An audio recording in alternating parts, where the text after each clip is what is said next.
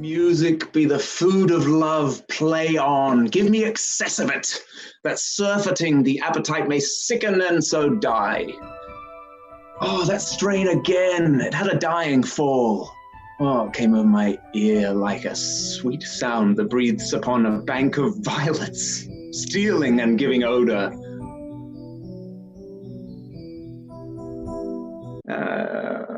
Enough, no more. 'Tis not so sweet now as it was before. Oh, spirit of love, how quick and fresh art thou, that notwithstanding thy capacity receiveth as the sea, naught enters there, of what validity and pitch soe'er, but falls into abatement and low price even in a minute. So full of shapes is fancy, that it alone is high fantastical. Oh, when mine eyes did see Olivia first, methought she perjured the air of pestilence. That instant was I turned into a hart, and my desires, like fell and cruel hounds, as since pursue me. How now? What news from her? So please, my lord, I might not be admitted. But from her handmaid do return this answer. The element itself, till 7 years' heat, shall not behold her face in ample view, but, like a cloistress, she will veiled walk and water once a day her chamber round with eye-offending brine. All this to season a brother's dead love, which she would keep fresh and lasting in her sad remembrance. Oh,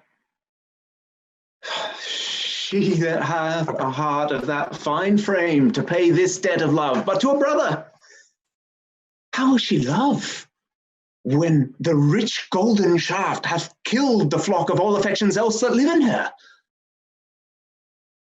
Away before me to sweet beds of flowers, love's thoughts lie rich when canopied with bowers.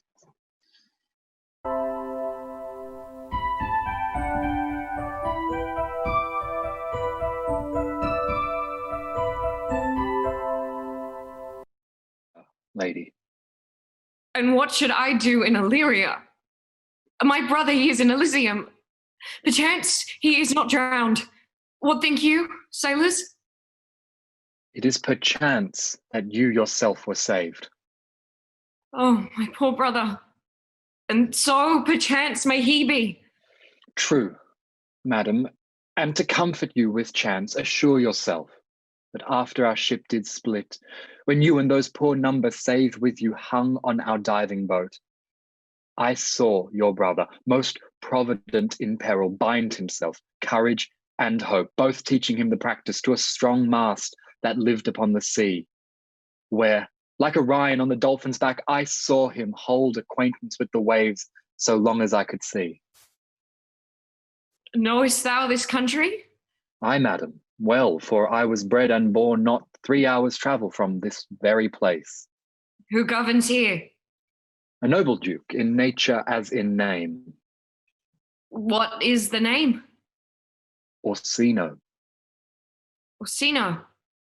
I have heard my father name him. He was a bachelor then. And so is now, or was so very late. For but a month ago I went from hence. 'Twas fresh in murmur, as you know what great ones do, the less will prattle of, that he did seek the love of fair Olivia. What's she? A virtuous maid, the daughter of a count that died some 12 months since, then leaving her in the protection of her brother, who shortly after also died, for whose dear love, they say, she hath abjured the sight and company of men. Oh, that I serve that lady, and might not be delivered to the world till I had made mine own occasion mellow what my estate is. That were hard to compass, because she will admit no kind of suit. There is a fair behaviour in thee, Captain.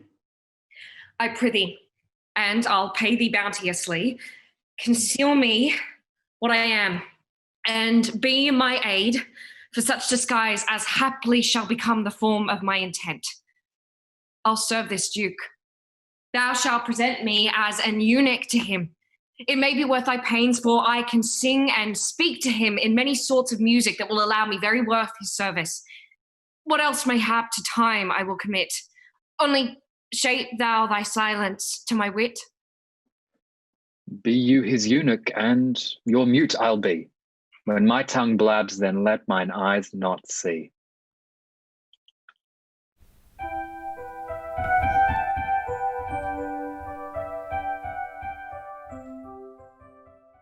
Oi!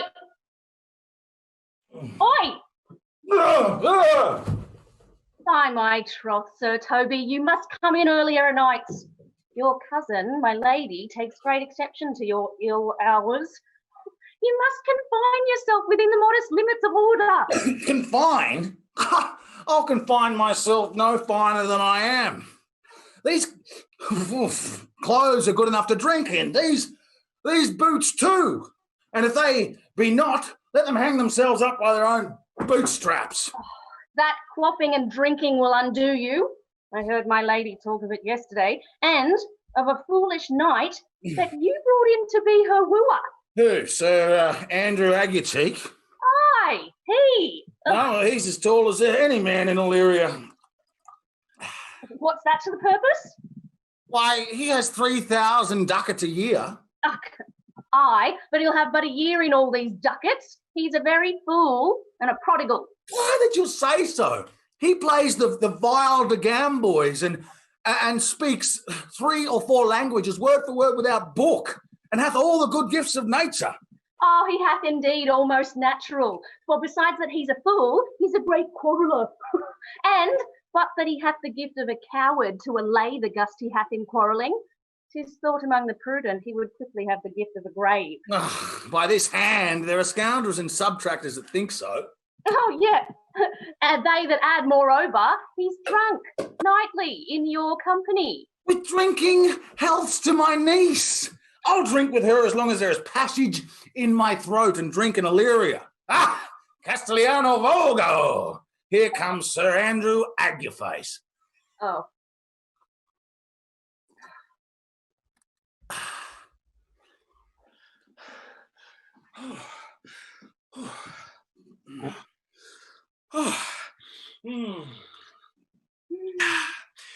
Sir Toby Belch. How now, Sir Toby Belch? Great Sir Andrew. Oh, bless you, fair shrew. Oh, and you too, sir. Accost, Sir Andrew, accost. What's that? My niece's chambermaid. Oh, good mistress, accost. I desire better acquaintance. My name is Mary, sir. Good mistress Mary accost. No, you mistake, knight. Accost is front her, board her, woo her, assail her. By my troth, I would not undertake her in this company. Is that the meaning of accost? Oh, fare you well, gentlemen. Now let part so, Sir Andrew. What's thou mightst never draw sword again? Go on. Oh, and you part so, mistress. I might never draw sword again. Fair lady, do you think you have fools in hand? Sir, I have not you by the hand. Knight, thou dost lack a cup of canary. When did I see thee so put down? Never in your life, I think, unless you see canary put me down. Methinks sometimes I have no more wit than a Christian or an ordinary man has. But I am a great eater of beef, and I believe that does harm my wit. No question. And I thought that I'd forswear it. I'll ride home tomorrow, Sir Toby. Oh, pourquoi, my dear knight? What is pourquoi? Do or do not? I would I had bestowed that time in the tongues that I had in fencing, dancing, and bear baiting. Oh, had I but followed the arts. Then hadst thou had them an excellent head of hair. Why? Would that have mended my hair? A past question, for thou seest it will not curl itself. But it becomes me well enough, does not? Well, excellent. It hangs like a flax on a distaff, and I hope to see a housewife between your legs and spin it off. Oh, faith, I'll home tomorrow, Sir Toby. Your niece will not be seen, or if she be, it's 4 to 1 she'll none of me. The Count himself here hard by woos her. She'll none of the Count. She'll not match above her degree by neither in estates, years, nor wit. I've heard her swear it. Tut! There's life in it, man. I'll stay a month longer. Shall we set about some revels? What should we do else? Were we not born under Taurus? Taurus? Oh, that's sides and heart. No, sir. It is legs and thighs. Come on. Let me see the caper. Higher! Higher!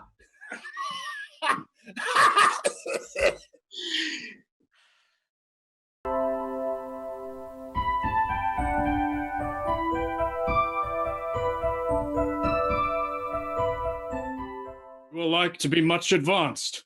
He hath known you but 3 days, and already you are no stranger. You either fear his humour or my negligence, that you call in question the continuance of his love. Is he inconstant, sir, in his favours? No, believe me. Who saw Cesario, ho? On your attendance, my lord, here. I stand you while aloof, Cesario.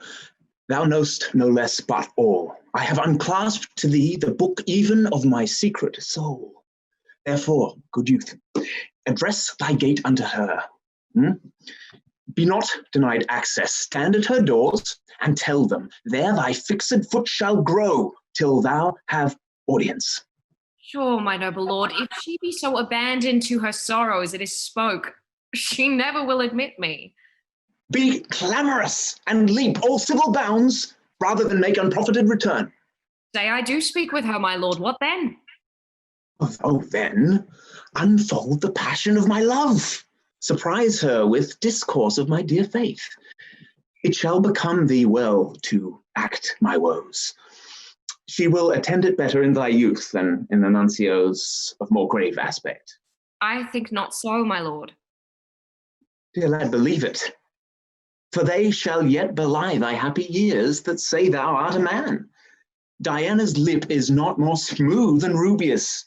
Thy small pipe is as the maiden's organ, shrill and sound, and all is semblative of a woman's part. I know thy consolation is right apt for this task. Some 4 or 5 attend him. All, if you will, for I myself am best when least in company. Prosper well in this, and thou shalt live as freely as thy lord. I'll do my best to woo your lady. Yet, a baleful strife, whoever I woo, myself would be his wife.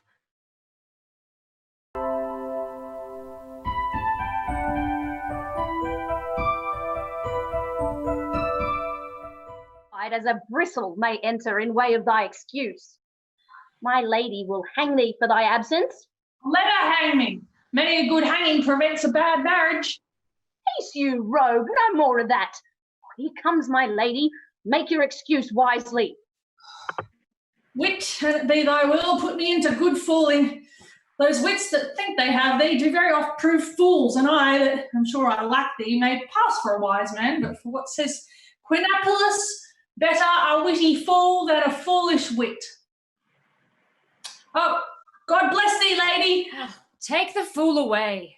Do you not hear? Take away the lady. Go to. You are a dry fool. I'll no more of you. Besides, you grow dishonest. Oh, 2 faults, Madonna, that drink and good counsel will amend. For give the dry fool drink, then is the fool not dry. Bid the dishonest man mend himself, then if he mend, he is no longer dishonest. If he cannot, let the botcher mend him. Anything that's mended is but patched.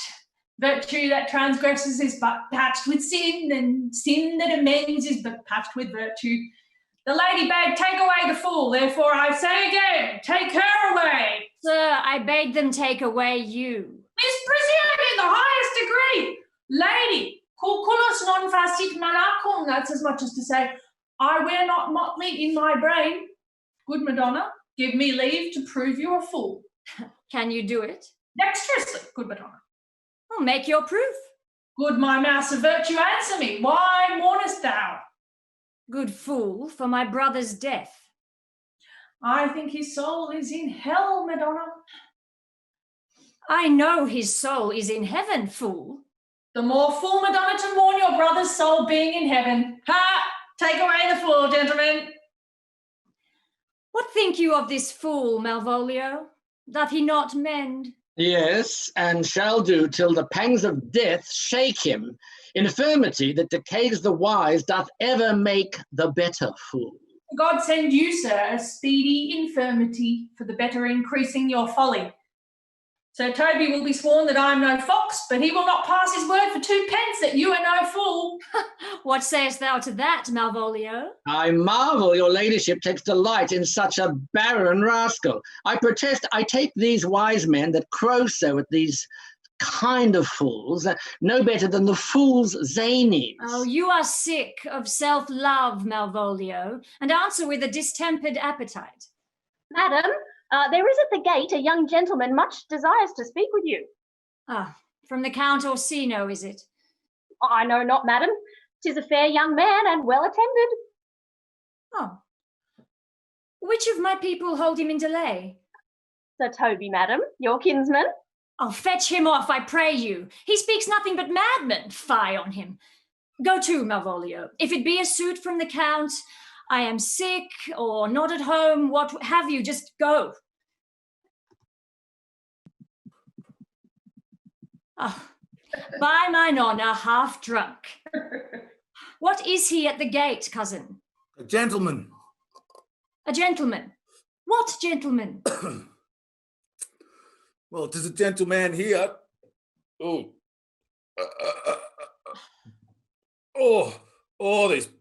These pickled herring. Cousin, how come you so early in this lethargy? Lechery?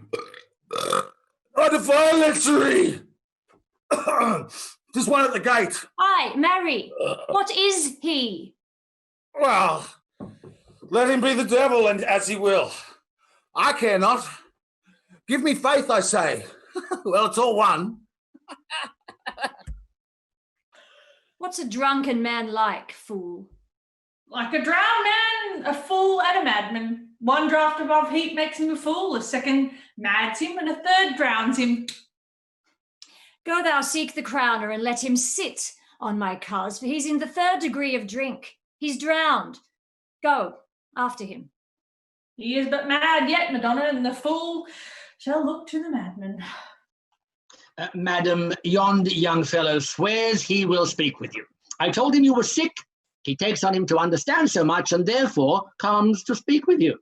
I told him you were asleep. He seems to have a foreknowledge of that too, and therefore comes to speak with you. What is to be said to him, lady? He's fortified against any denial. What kind of man is he? Why, of mankind. Of what manner of man? A very ill manner. He'll speak with you whether you will or no. Of what personage and years is he? Not yet old enough for a man, nor young enough for a boy. As the squashes before 'tis a peascod, or a codling when 'tis almost an apple, 'tis with him in standing water between boy and man. He's very well favoured, and he speaks very shrewishly. One would think his mother's milk was scarce out of him. Oh, let him approach. Call my gentlewoman. Gentlewoman, my lady calls. Give me my veil. Come, put it over my face. We'll once more hear Orsino's embassy.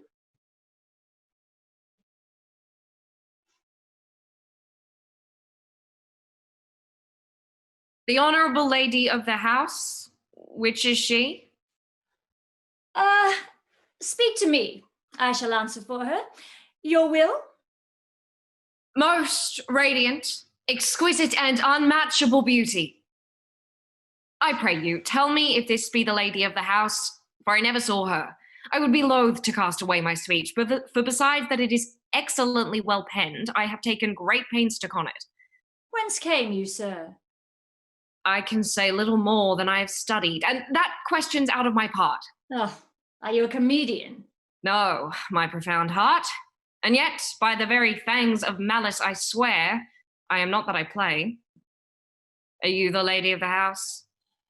If I do not usurp myself, I am. Most certain, if you are she, you do usurp yourself. For what is yours to bestow is not yours to reserve. But this is from my commission. I will on with my speech in your praise and then show you the heart of my message. Oh, come to what's important in't. I forgive you the praise. Alas, I took great pains to study it, and 'tis poetical. Oh, 'tis the more like to be feigned. I pray you, keep it in. I heard you were saucy at my gates, and allowed your approach to wonder at you rather than to hear you. If you be not mad, be gone. If you have reason, be brief.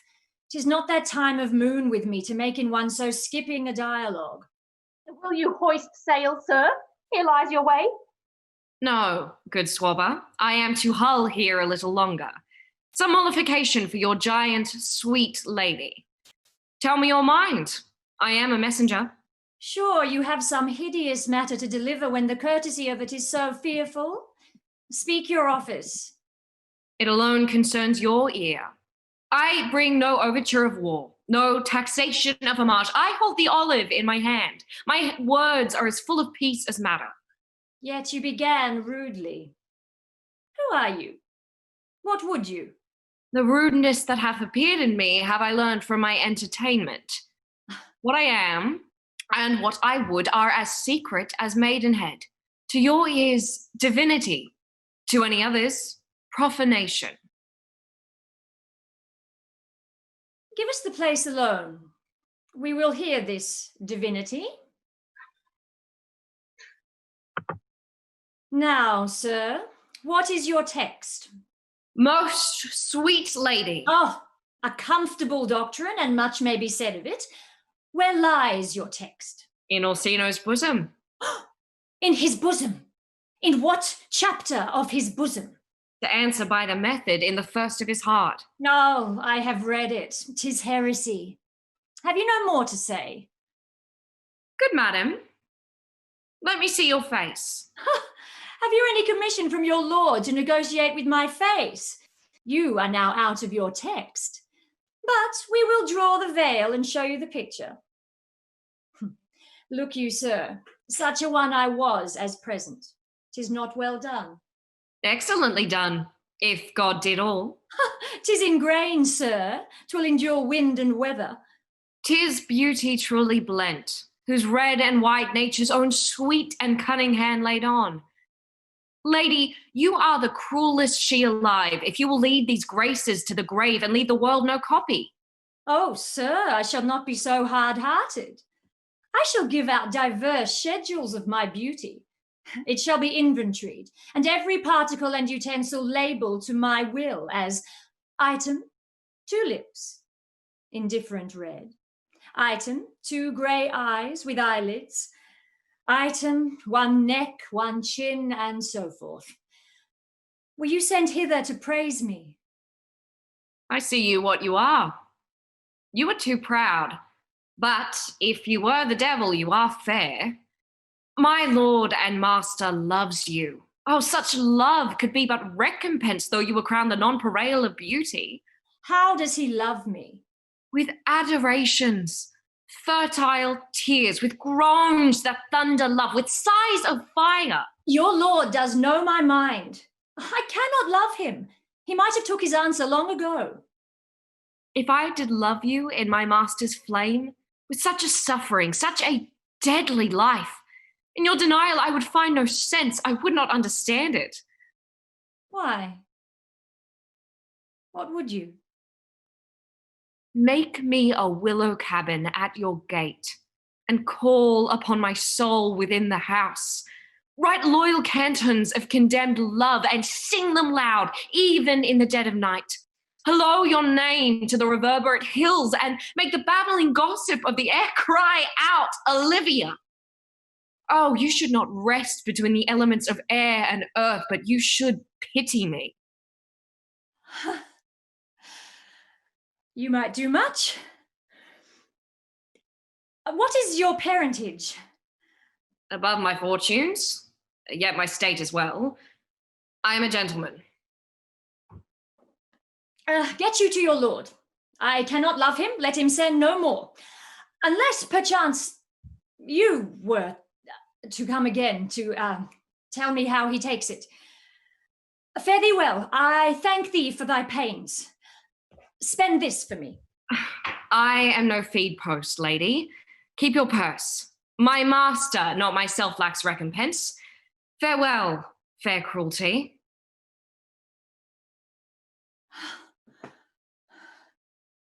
Oh, what is your parentage? Above my fortunes, yet my state is well. I am a gentleman. Oh, I'll be sworn thou art. Thy tongue, thy face, thy limbs, actions, and spirit do give thee fivefold blazon. Not so fast. Soft, soft. Unless the master be the man. How now? Even so quickly may one catch the plague. Methinks I do feel this youth's perfections with an invisible and subtle stealth to creep in at mine eyes. Well, let it be. What ho, Malvolio? Here, madam, at your service. Run after that same peevish messenger, the county's man. He left this ring behind him, would I or no. Tell him I'll none of it. Madam, I will. I know not what. And yet fear to find mine eye too great a flatterer for my mind. Fate, show thy force. Ourselves we do not owe. What is decreed must be. And this be so.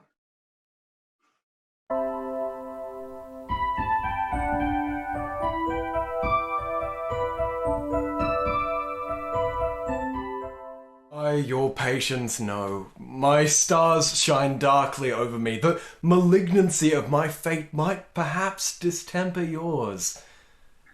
Let me know of you whither you are bound. No, sooth, sir. My determinate voyage is mere extravagancy, but I perceive in you so excellent a touch of modesty that you will not extort from me what I am willing to keep in. Therefore, it charges me in manners the rather to express myself. You must know of me, then. Antonio, my name is Sebastian, which I called Rodrigo. My father was that Sebastian of Mesaline, whom I know you have heard of. He left behind him myself and a sister, both born in an hour. If the heavens had been pleased, would we have so ended, but you, sir, altered that, for some hour before you took me from the breach of the sea was my sister drowned. Alas the day. A lady, sir, though it was said she much resembled me, was yet of many accounted beautiful. But though I could not with such estimable wonder over far believe that, yet thus far I will boldly publish her. She bore a mind that envy could not but call fair. Oh, she is drowned already, sir, with salt water, though I seem to drown her remembrance again with more. Pardon me, sir, your bad entertainment. Oh, good Antonio, forgive me your trouble. If you will not murder me for my love, let me be your servant. If you will not undo what you have done, that is, kill him whom you have recovered, desire it not. Fare ye well at once. My bosom is full of kindness, and I am yet so near the manners of my mother, that upon the least occasion more mine eyes will tell tales of me. I am bound to the Count Orsino's court. Farewell. The gentleness of the gods go with thee. I have many enemies in Orsino's court, else would I very shortly see thee there.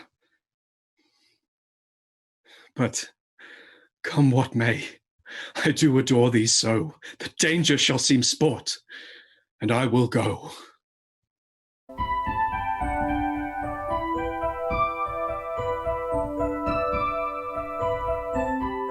The Countess Olivia? Even now, sir, on a moderate pace I have since arrived but hither. Well, she returns this ring to you. You might have saved me my pains to have taken it away yourself. She adds, moreover, that you should put your lord into a desperate assurance she will none of him. Oh, and one thing more, that you be never so hardy to come again in his affairs, unless it be to report your lord's taking of this. Receive it so. She took the ring of me, I'll none of it. Come, sir, you peevishly threw it to her, as her will is, it should be so returned. If it be worth stooping for, there it lies in your eye. If not, be it his that finds it.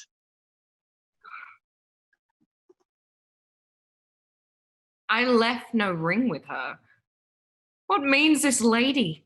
Fortune forbid my outside have not charmed her.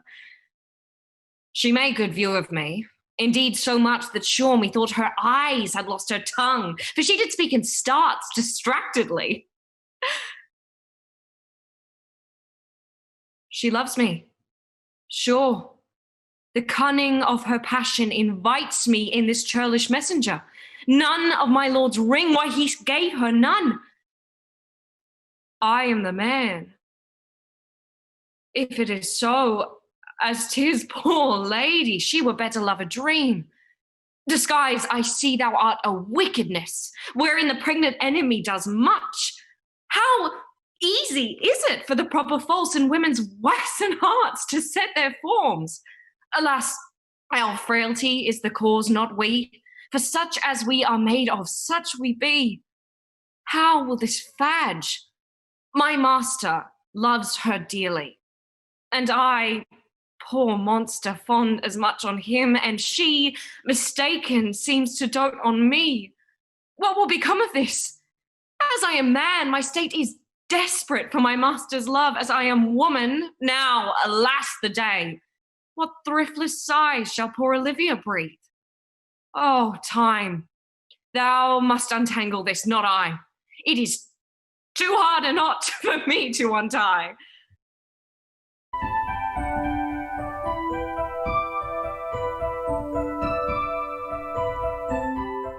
Times and Dulatulo Sergere, that knows it.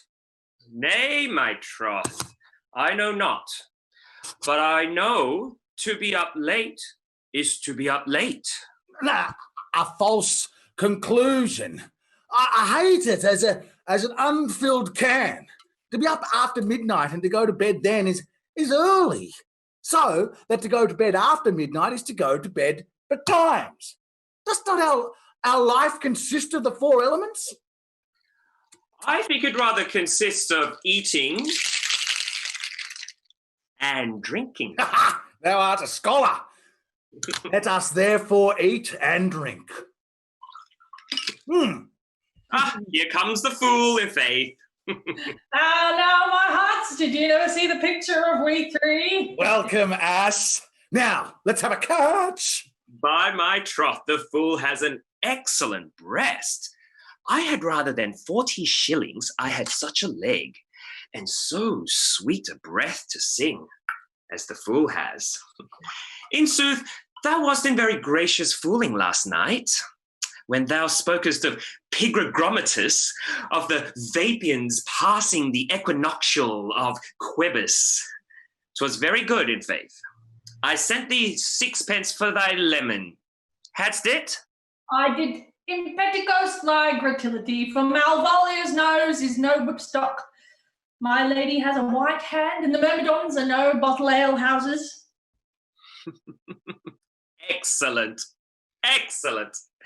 Why, this is the best fooling when all is done. Now, a song. Come on. There's a 6 pence for you. Let's have a song. There's a testrel of me too. In one night, give... Well, would you have a love song or a song of good life? A love song. A love song. Aye, I care not for good life. Oh, mistress mine, where are you roaming? Oh, stay and hear your true love's coming, that can sing both high and low, that can sing both high and low. Trip no further, pretty sweeting, journeys ending in lovers meeting. Every wise man's son doth know, every wise man's son doth know. Excellent, good, faith. Good, good. What is love? 'Tis not hereafter, present mirth hath present laughter. What's to come is still unsure, what's to come is still unsure. In delay there lies no plenty, then come kiss me, sweet and 20. Youth's a stuff we'll not enjoy. Oh, youth's a stuff we'll not enjoy. A mellifluous voice, as I am true knight. A contagious breath. Very sweet and contagious, in fact. To hear by the nose, it is dulcet in contagion. But shall we make the welkin dance indeed? Shall we rouse the night all in a catch that will draw 3 souls out of one weaver? Shall we do that? And you love me, let's do it. I am a dog at a catch. By your lady, sir, and some dogs will catch well. Most certain. Let our catch be thou knave. Hold thy peace, thou knave, thou knight. I shall be constrained in it to call thee knave, knight. 'Tis not the first time I have constrained one to call me knave. Begin, fool. It begins, hold thy peace. I shall never begin if I hold my peace. Good and vain. Come, begin. Hold thy peace, thy knave, knight. Hold thy peace, thy knave, knight. Hold thy peace, thy knave. Hold thy peace. What caterwauling do you keep here? Oh, if my lady have not called up her steward Malvolio and bid him turn you out of doors, never trust me. My lady's a Cataean. We are politicians. Malvolio is a peg of Ramsey, and 3 merry men be we. I am not consanguineous.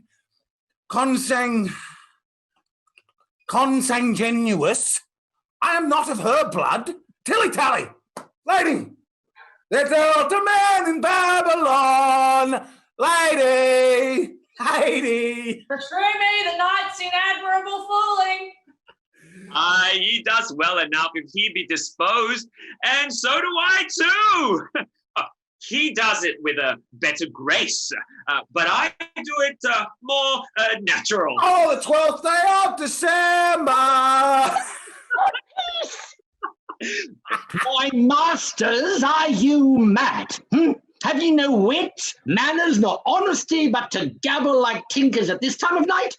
Do ye make an alehouse of my lady's house, that ye squeak out your cosiest catches without any mitigation or remorse of voice? Is there any respect of place, persons, nor time in you? We did keep time, sir. In our catches, snack up. Sir Toby, I must be round with you. My lady bade me tell you that though she harbours you as her kinsman, she's nothing allied to your disorders. If you can separate yourself and your misdemeanours, you are welcome to this house. If not, and it would please you to take leave of her, she's very willing to bid you farewell. Farewell, dear heart, since I must needs be gone. His eyes to show his days are almost gone. But I will never die. Sir Toby, there you lie. Shall I find him go? And what if you do? Shall I bid him go and spare you not? Oh, no, you dare not. Shall I bid him go and spare not? No, you dare not. Out of tune, sir. Ye lie. Art any more than a steward? Dost thou think because thou art virtuous, there shall be no more cakes and ale? And by St. Anne and ginger shall be hot in the mouth too. Thou art i' the right. Go, sir, rub your chain with crumbs. A stoop of wine, Maria. Mistress Mary, if you prize my lady's favour, you would not give means for this civil unrule.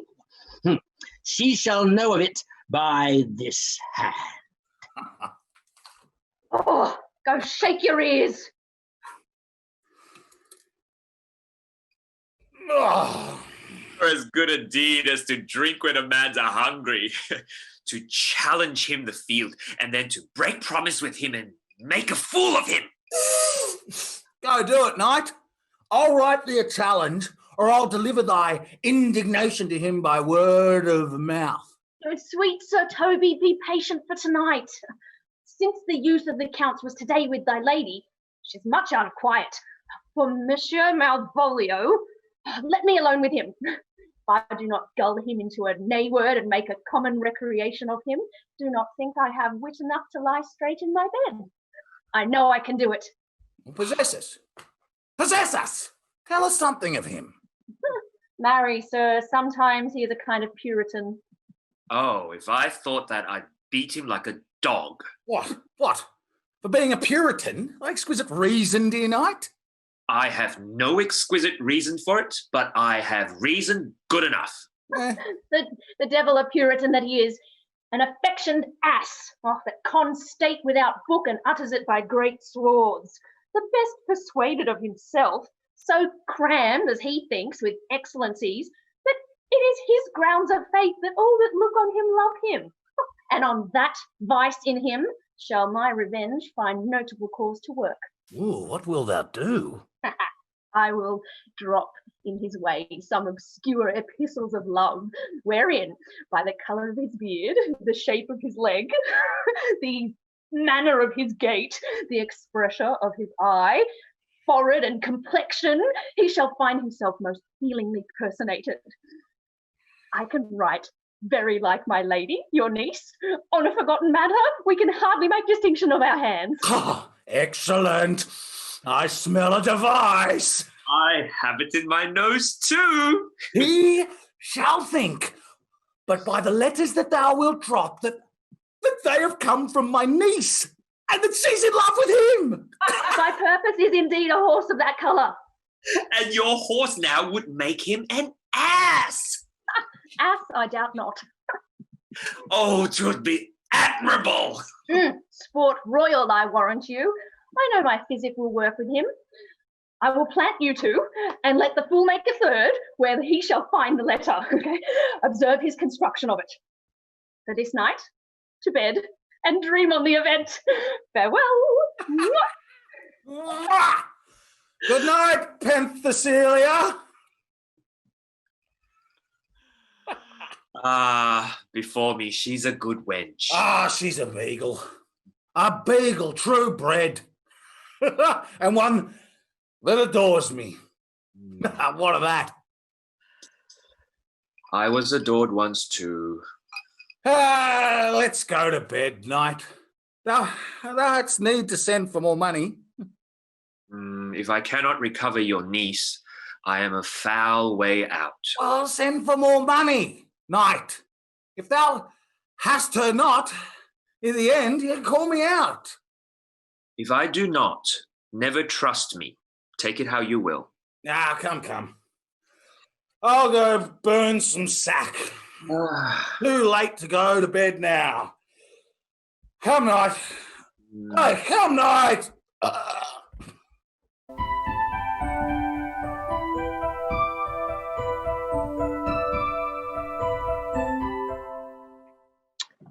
Give me some music. Now, good morrow, friends. Now, good Cesario, but that piece of song, that old and antique song we heard last night, methought it did relieve my passion much, more than the light airs and recollected terms of these most brisk and giddy-paced times. Come, but one verse. He is not here, so please your lordship, that should sing it.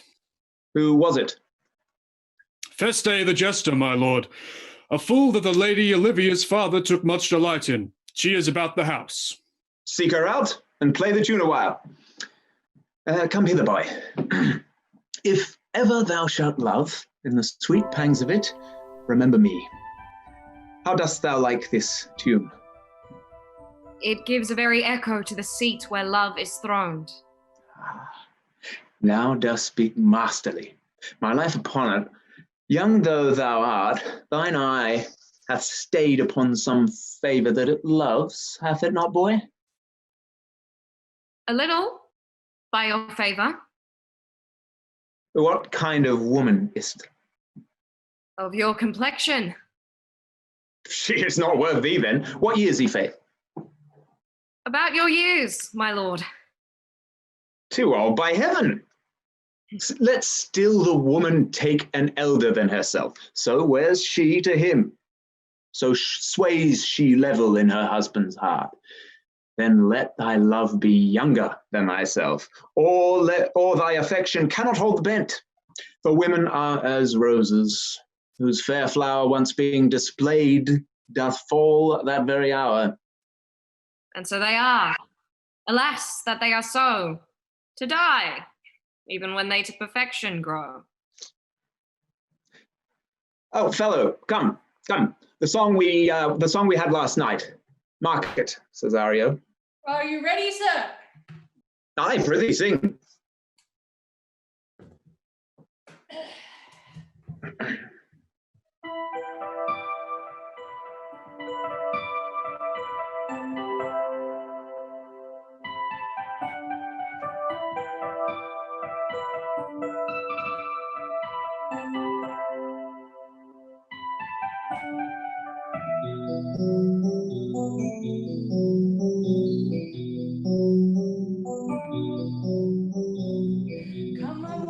Come away, death, and in sad cypress let me be laid.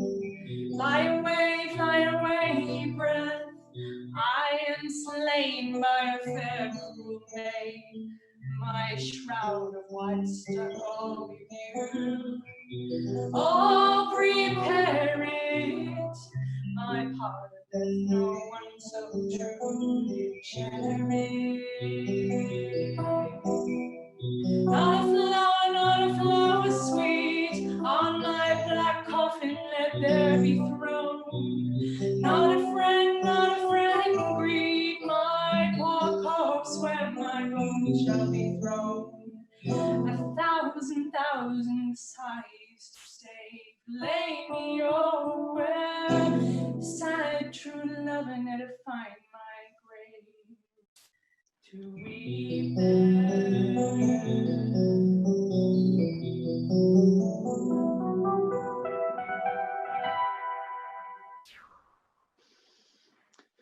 There's for thy pains. No pain, sir. I take pleasure in singing, sir. I'll pay thy pleasure then. Truly, sir, and pleasure will be paid one time or another. Give me now leave to leave thee.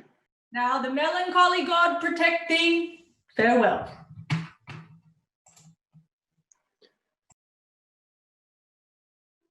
Let all the rest give place. Once more, Cesario, get thee to yon same sovereign cruelty. Tell her, my love, more noble than the world, prizes not quantity of dirty lands, the parts that fortune hath bestowed upon her. But if she cannot love you, sir? I cannot be so answered. Sooth, but you must. Say that some lady, as perhaps there is, hath for your love as great a pang of heart as you have for Olivia. You cannot love her. You tell her so. Must she not then be answered? There's no woman's sides can bide the beating of so strong a passion as love doth give my heart. No woman's heart so big to hold so much. Make no compare between that love a woman can bear me that I owe Olivia. Aye, but I know. What dost thou know? Too well what love women to men may owe. In faith, they are as true of heart as we. My father had a daughter, loved a man. As it might be, perhaps, were I a woman, I should your lordship. And what's her history? A blank, my lord. She never told her love, but let concealment like a worm in the bud feed on her damask cheek. She pined in thought, and with a green and yellow melancholy, she sat like patience on a monument, smiling at grief. Was not this love indeed? We men may say more, swear more, but indeed our shows are more than will. For still we prove much in our vows, but little in our love. What died thy sister of her love, my boy? I am all the daughters of my father's house. And all the brothers too. And yet, I know not. Sir, shall I to this lady? Aye, that's the theme. To her in haste. Give her this jewel. Say, my love can no place. Bide no denay.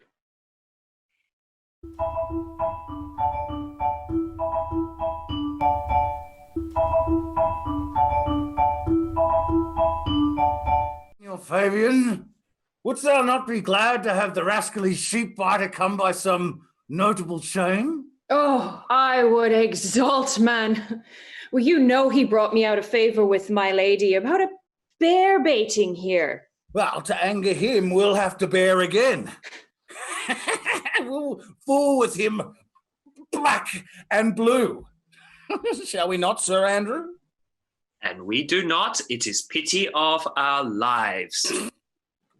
Oh, here comes the little villain. How now, my metal of India? Get ye, all three, into the box tree. Malvolio's coming down this walk. He has been yonder in the sun, practicing behaviour to his own shadow this half hour. Observe him, for the love of mockery, for I know this letter will make a contemplative idiot of him. Close, in the name of jesting. Oh, lie thou there, for here comes the trout that must be caught with tickling. Is but fortune, all is fortune. Maria once told me she did affect me, and I have heard herself come thus near, that should she fancy, it should be one of my complexion. What should I think on't? Contemplation makes a rare turkey cock of him. How he jets under his advanced plumes. Slight, I could so beat the rogue. Peace, I say. To be Count Malvolio. Ah, rogue. Pistol him. Pistol him. Peace, I say. There is example for it. The lady of the Strachey married the yeoman of the wardrobe. Eye on him, Jezebel. Oh, peace. Now he's deeply in. Look at how his imagination blows him. Having been 3 months married to her, sitting in my state. Oh, for a stone boulder to hit him in the eye. Calling my officers about me in my branched velvet gown, having come from my daybed where I have left Olivia sleeping. Fire and brimstone. Oh, peace. And then to have the humour of state, and after a demure travel of regard, telling them I know my place, as I would they should do theirs, too for my kinsman Toby. Bolts and shackles. Oh, peace, now. And then to have 7 of my people with an obedient start make out for him. I frown the while, and perchance wind up my watch, or play with some rich jewel. Toby approaches, curtsies there to me. Shall this fellow live? I extend my hand to him thus, quenching my familiar smile with an austere regard of control. And does not Toby take you a blow on the lips then? Saying, Cousin Toby, my fortunes having cast me on your niece, give me this prerogative of speech. What? You must amend your drunkenness. Out, scab. Nay, patience. We break the sinews of our plot. Besides, you waste the treasure of your time with a foolish knight. That's me, I warrant you. One Sir Andrew. I knew 'twas I. Many do call me fool. What employment have we here? By my life, 'tis my lady's hand. Oh, these be her very C's, her U's, and her T's, and thus she makes her great P's. It is in contempt of question her hand. Her C's, her U's, and her T's. Why is that? To the unknown beloved, this and my good wishes, her very phrases. To whom should this be? Oh, this wins him liver and all. Jove knows I love, but who? Lips do not move, no man must know, no man must know. What follows? The numbers altered. No man must know. If this should be thee, Malvolio, I must command where I adore, but silence like a Lucrece knife, with bloodless stroke my heart doth gore. M-O-A-I doth sway my life. Excellent wench, say I. M-O-A-I doth sway my life. Nay, but first let me see, let me see. Oh, what a dish of poison she has dressed him. And with what wing of Staniel checks at it? I may command where I adore. Why? She may command me. I serve her. She is my lady. What should that alphabetical position portend? M-O-A-I. Oh, I make up that. M, Malvolio. M, why that begins my name. Oh, the cur is excellent at faults. M. But then there is no consonancy in the sequel that suffers under probation. A should follow, but O does. And O shall end, I hope. Aye, or I'll cudgel him and make him cry, oh. And then I comes behind. Aye, and you had an eye behind you, you might see more detraction at your heels than fortunes before you. M-O-A-I. This simulation is not as the former, and yet, to crush this a little, it would bow to me, for every one of these letters are in my name. Soft. Here follows prose. If this fall into thy hand, revolve. In my stars I am above thee, but be not afraid of greatness. Some are born great, some achieve greatness, and some have greatness thrust upon them. Be opposite with a kinsman, surly with servants, let thy tongue tang arguments of state, put thyself into the trick of singularity. She thus advises thee that sighs for thee. Remember who commended thy yellow stockings, and wish to see thee ever cross-gartered. I say, remember.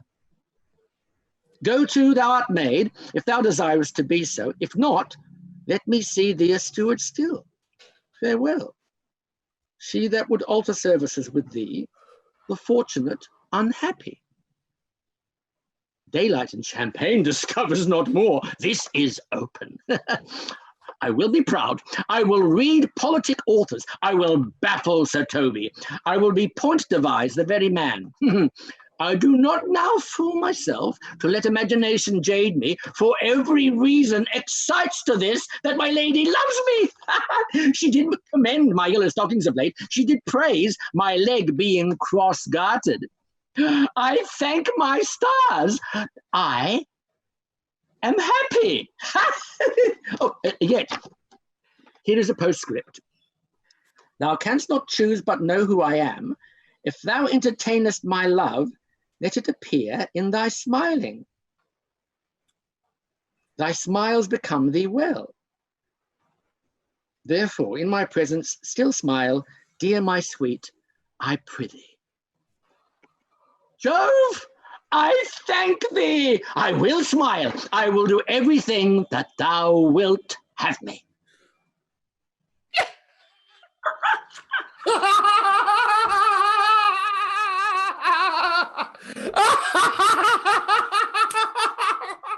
Oh, I could marry this wench for this device. So could I too. I would ask no other dowry with her but such another jest. Nor I neither. Oh, may I set my lips upon your feet. Oh, mine either. Shall I play my freedom at a day trip and become thy bondslave? Oh, in faith, or I either. Why, thou hast put him into such a dream that when the image of it leaves him, he must run mad. But say true, does it work upon him? Oh, like aquavitae with a midwife. Oh, well, if you will then see the fruits of this sport, mark his first approach before my lady. He will come to her in yellow stockings, and 'tis a colour she abhors, and cross-gartered, a fashion she detests, and he will smile upon her, which will now be so unsuitable to her disposition, being addicted to melancholy as she is, that it cannot but turn him into a notable contempt. If you will see it, follow me. Oh, to the gates of Tartare, our most excellent devil of wit. Mwah!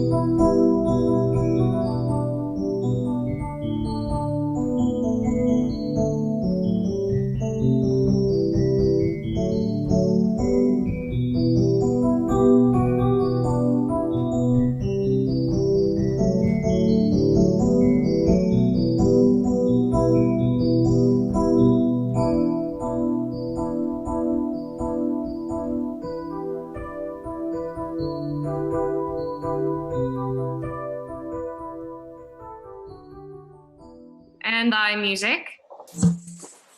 Dost thou live by thy table? No, sir, I live by the church. Art thou a churchman? No such matter, sir. I do live by the church, for I do live at my house, and my house doth stand by the church. So thou mayest say the king lies by a beggar if a beggar dwell near him, or the church stands by thy table if thy table stand by the church. You have said, sir. See this age, a sentence is but a careful glove to a good wit. How quickly the wrong side may be turned outwards. Nay, that's certain. They that dally nicely with words may quickly make them wanton. I would therefore my sister had no name, sir. Why, man? Why, sir, her name's a word, and to dally with that word might make my sister wanton. I warrant thou art a merry fellow and carest for nothing. Art not thou the Lady Olivia's fool? No, indeed, sir. The Lady Olivia has no folly. She will keep no fool, sir, till she be married. And fools are as like husbands as pilchards are to herrings. The husband's the bigger.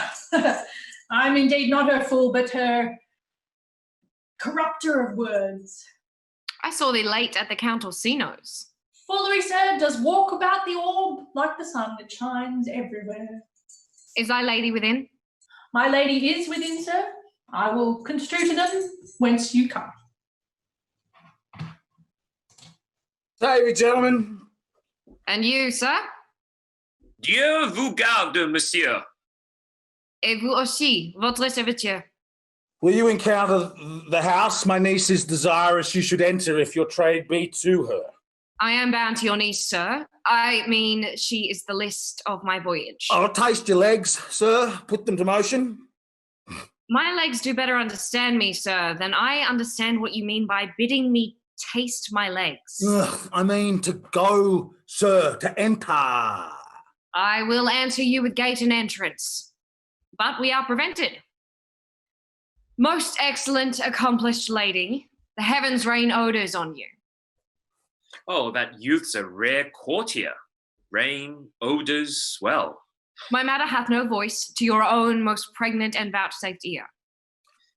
Odours, pregnant, and vouchsafed. I'll get 'em all three already. Let the garden door be shut and leave me to my hearing. Give me your hand, sir. What is your name? Cesario is your servant's name, fair princess. My servant, sir. 'Twas never a merry world since lowly feigning was called compliment. Your servant to the Count Orsino, youth. And he is yours. Your servant's servant is your servant, madam. Give me leave, beseech you. I did send, after your last enchantment, a ring in chase of you. So did I abuse myself, my servant, and I fear me you, to force that on you in a shameful cunning which you knew not of. What must you think? I pity you. Oh.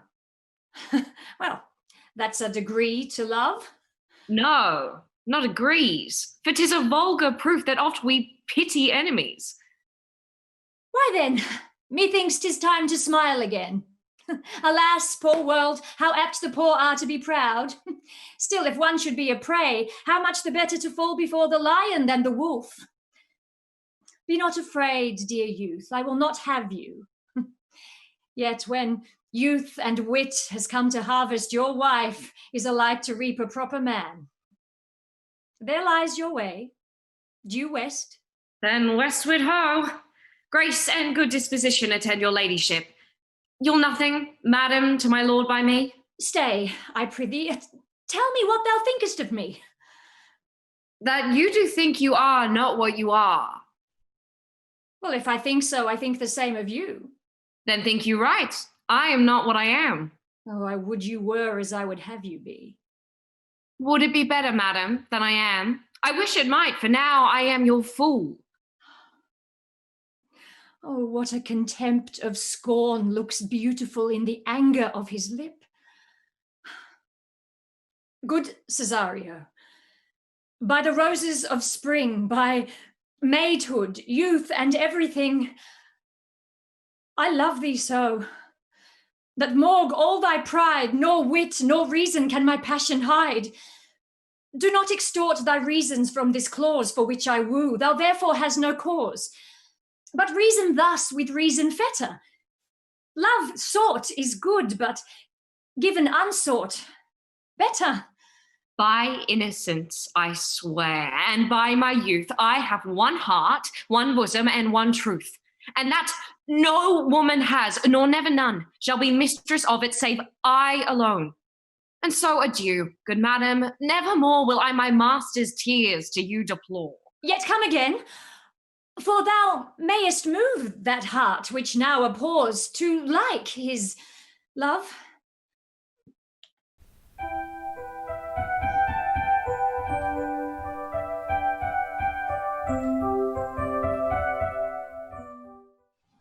Thy reason, dear Venom? Give thy reason. Mary, I saw your niece do more favours to the Count's serving man than ever she bestowed upon me. I saw it in the orchard. Well, this was a great argument of her love in her towards you. Slut, will you make an ass of me? Oh, no.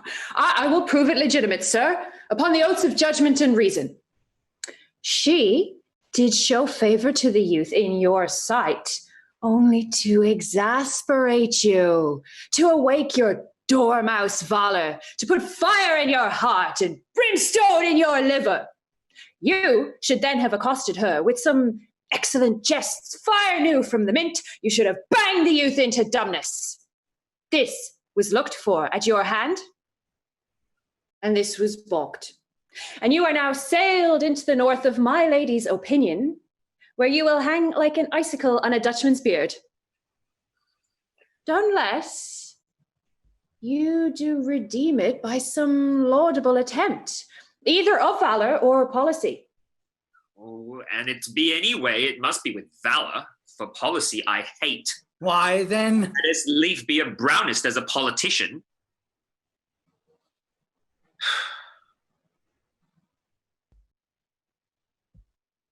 Yes, well, what think you, Sir Toby? Why then build thy fortunes up the basis of valour.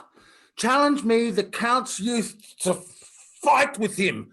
Hurt him in 11 places. Assure thyself there is no love broker in the world can more prevail in man's commendation with a woman than report valour. There is no way but this, Sir Andrew. Will either of you bear me a challenge to him? Go! Write it in a martial hand. Be cursed and brief. Taught him with the license of ink. Let there be gall enough in thy ink. Though thou write with a goose pen. No matter. About it. Where shall I find you? We'll call thee at the cubiculo. Go.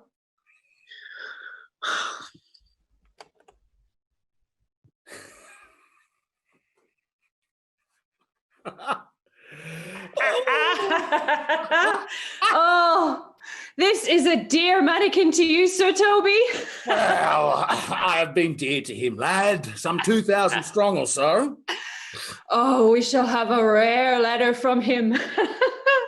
Oh, but you'll not deliver it. Oh, never trust me then. And by all means, stir on the youth to an answer.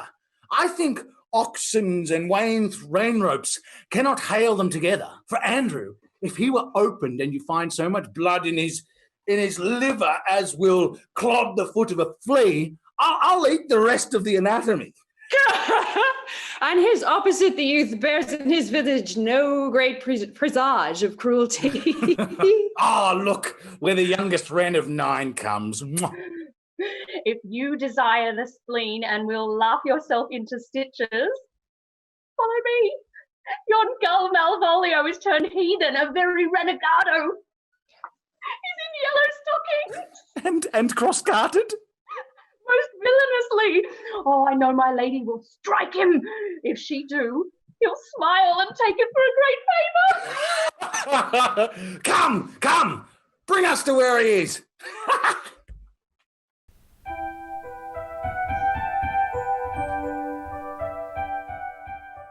Not by my will have troubled you, but since you make your pleasure of your pains, I will no further chide you.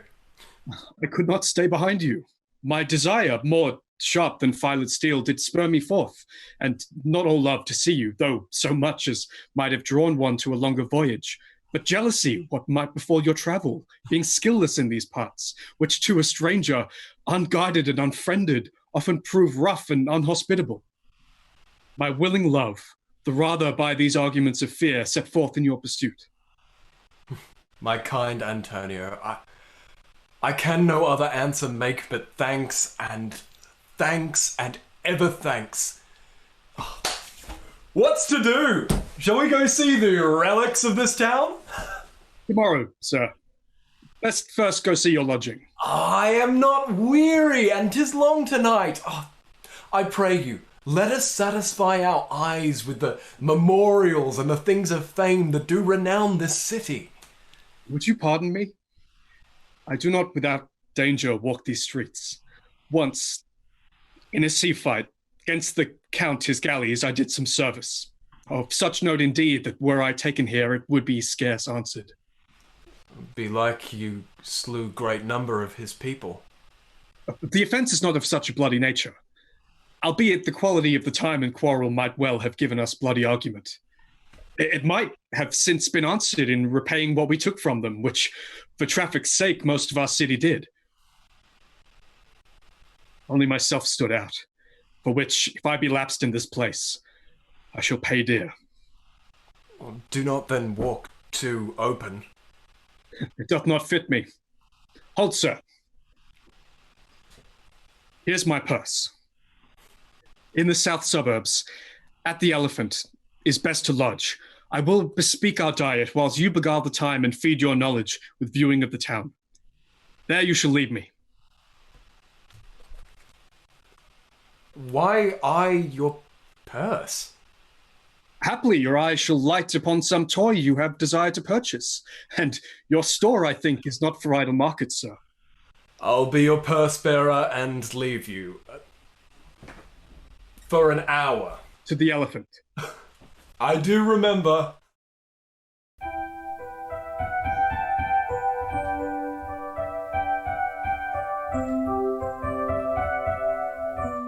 I have sent after him.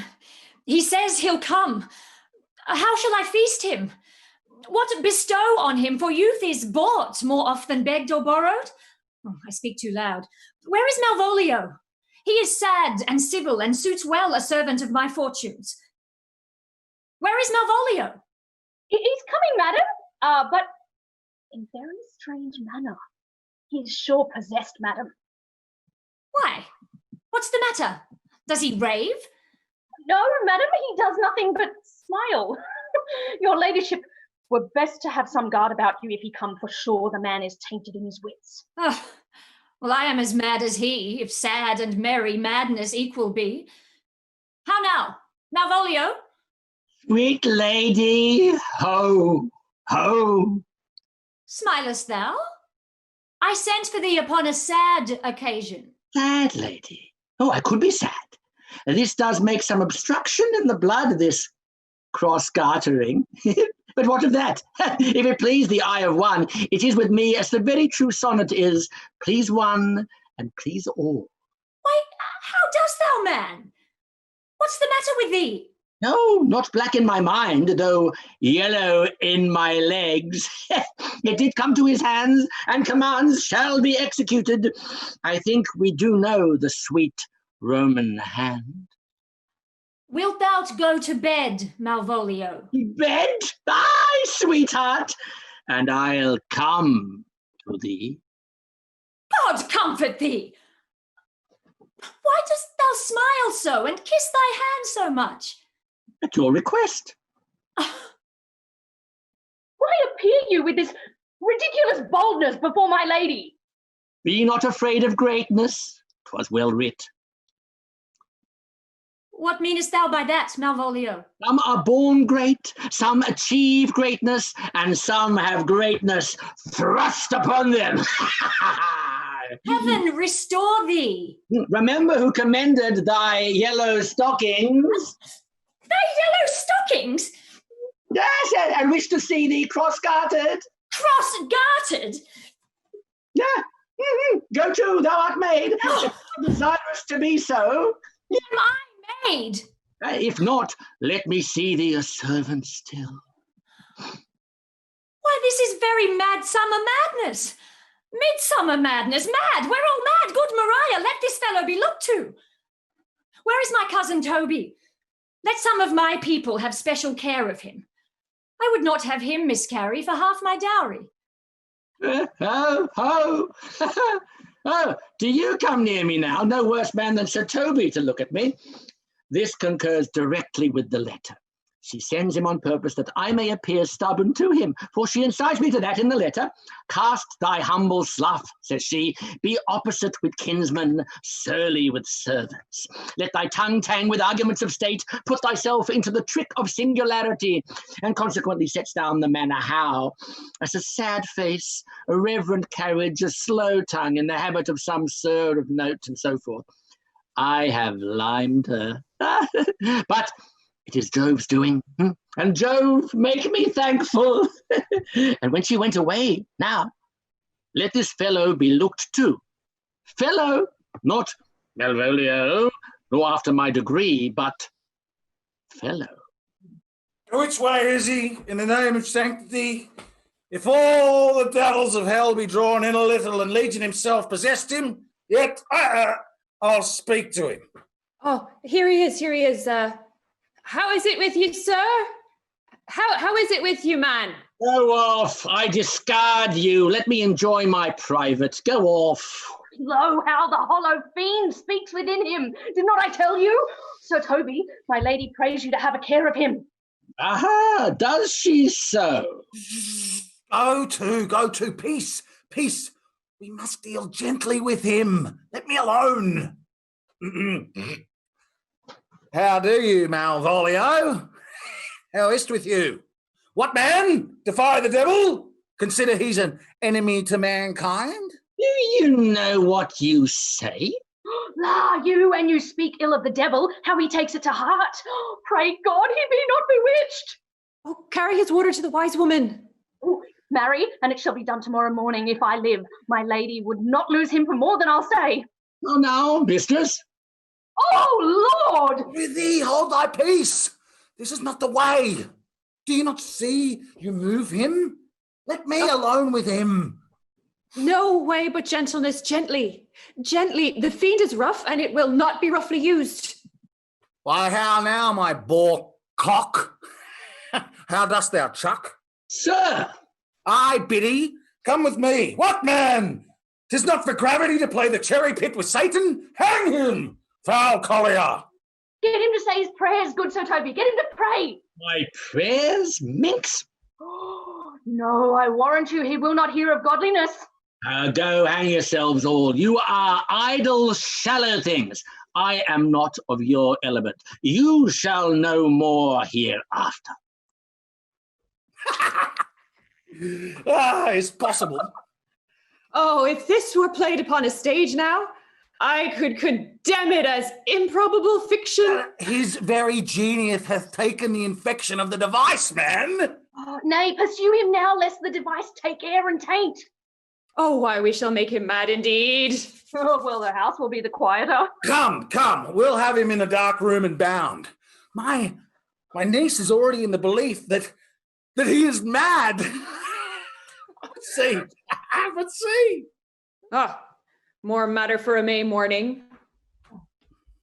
Here's the challenge. Read it.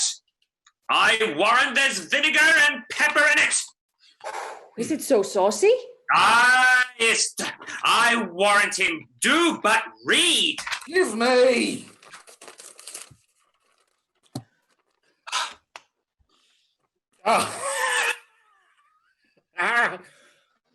Wonder not, youth whatsoever thou art but a scurvy fellow. Good and valiant. Very good. Wonder not, nor admire not in thy mind why I do call thee so, for I will show thee no reason for it. Good note. That keeps you from the blow of the law. Thou comest to the Lady Olivia, and in my sight she uses thee kindly. but thou liest in thy throat. That is not the matter I challenge thee for. Very brief. To exceeding good sense. Less. I will waylay thee going home, where if it be thy chance to kill me. Good. Thou killest me like a rogue and a villain. Still you keep to the windy side of the law. Good. Fare thee well, and God have mercy upon one of our souls. He may have mercy upon mine, but my hope is better, and so look to thyself. Thy friend and as thou usest him, and thy sworn enemy, Andrew Edric. If this letter move him not, his legs cannot. I'll give it thee. You may have very fit occasion for it. He is now in some commerce with my lady and will by and by depart. Go, Sir Andrew. Scout me for him at the corner of the orchard like a bum bailey. So soon as ever thou seest him, draw, and thou drawest, swear horrible, for oath with a swaggering accent and sharply twanged off gives manhood more appropriation than ever proof itself would have earned him. Away. Nay, let me alone for swearing. Now, will not I deliver his letter? For the behaviour of the young gentleman gives him out to be a good capacity in breeding. His employment between the lord and my niece confirms no less. Therefore, that letter, being so excellently ignorant, will breed no terror in the youth. He will find it comes from a clodpole. But, sir, I will deliver his challenge by word of mouth. Set upon Aggie Cheek a notable